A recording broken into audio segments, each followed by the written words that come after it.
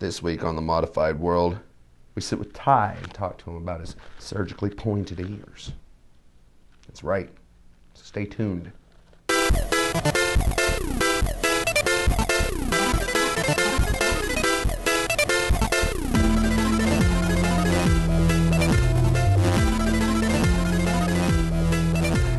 welcome to The Modified World, the weekly web show about body modification, the people who do it, the people who get it, and why it matters.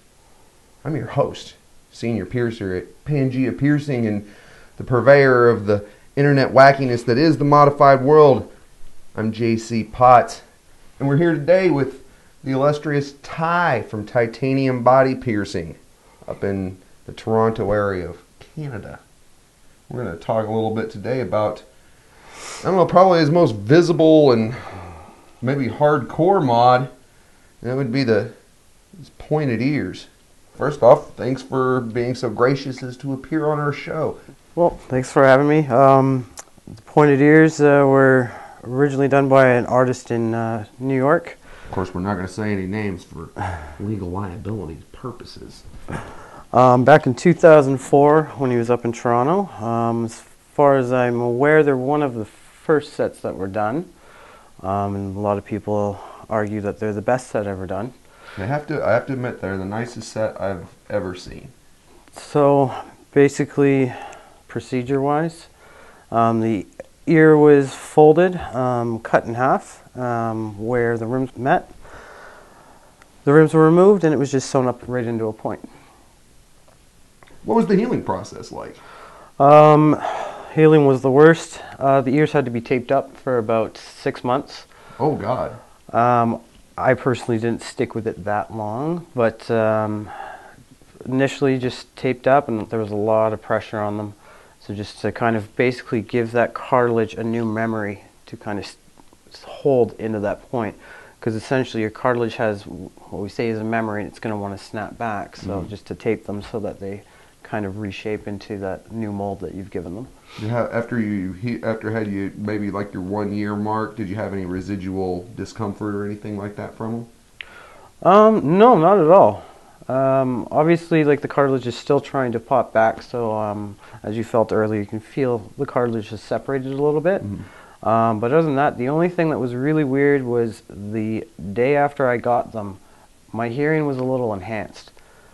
It died out after about a week, but I was walking downtown Toronto and I could hear somebody about 10-15 feet behind me walking, and I can actually hear the stones crunching underneath their feet.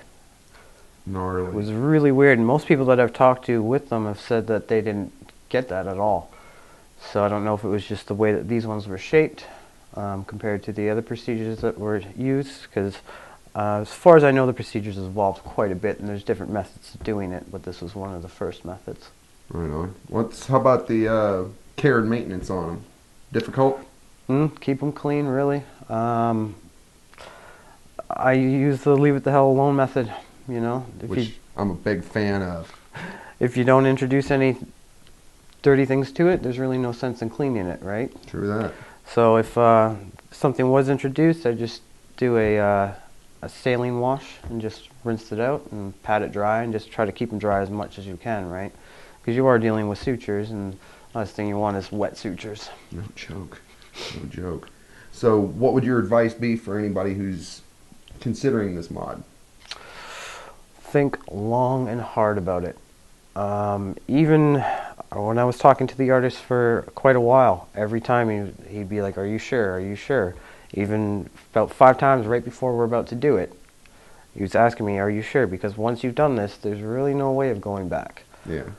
And yeah, not like you can, like with a split tongue, how you can sew it back together or stitch your stretched lobes back up. It's exactly. like once your cartilage is reshaped and they've removed significant portions of it, you're done. Yeah, it's not going back no matter how much you want it back. You could talk to probably one of the best plastic surgeons in the world, and I don't see that. I can't fathom how it's going to be able to look like it had done before, right? Well, Ty's been down here for about a week, and I've been running around with him, and I'll tell you that, you know, I hang out with a lot of pretty extreme-looking folks on a pretty regular basis, and, you know, you could argue that I am even a little, you know, unusual looking in my own right, and let me tell you, I'm used to having people stare, you know, but man, howdy, let me tell you, people really notice. Holy smokes. People even ape the style. We ran into a girl at the bar last night, had plastic elf ears on, and it was like, cute, nice attempt. It's kind of like how I feel when people are doing shibari. It's like, where are the hooks? Okay, great, you're hanging from rope. Where are the hooks? I'm not impressed. You know, but that is a very impressive mod, and it's pretty, you know, extremely well done, and it just really suits your overall look with the split tongue, the stretched nostrils, the pointed ears. It's they're arguably one of my favorite mods that I've done to this day. I don't think I'll ever get bored of them. Which is again something I've always wanted since a kid, and when I found out you could actually do it, you know, I jumped on it. Well, I appreciate you sharing some insights about it and all that type of stuff. Tell me what you think. Of course, leave me a comment in the section down here. You think Ty's sexy? He's in Toronto. That's right, ladies. We need your support anyway, so if you haven't subscribed yet, go ahead. Subscribe and share this video on your Tumblr, your Facebook, your Twitter, Google Plus if you actually happen to be one of the people that have one of those. I guess I do. I don't actually use it. Of course, stop back by next week for yet another episode of The Modified World.